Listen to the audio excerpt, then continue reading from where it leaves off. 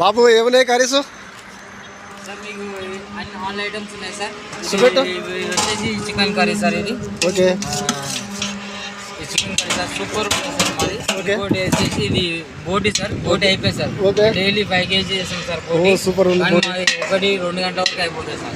ఎందుకంటే మాది న్యాచురల్ బోటి, సూపర్ బోటి, హైలైట్ బోటి సార్. పప్పు సార్, క్వాలిటీ పప్పు సార్. ఇది చాలా బాగుంటుంది పప్పు. ఓకే. ఇంకోటి ఒకసారి టేస్ట్ వస్తే మళ్ళీ ఇంకోసారి వదలరు సార్ ఇది. ఓకే.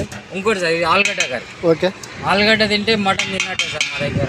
ఎందుకంటే సేమ్ మటన్ టేస్ట్ ఉంటుంది. బాగున్నాయి. బీరకాయ కర్రీ సార్ ఇది. ఆహా. ఇంకోటి ఏంటి సార్, వెజ్. ఇది వెజ్ ఐటమ్ సార్ ఇవి.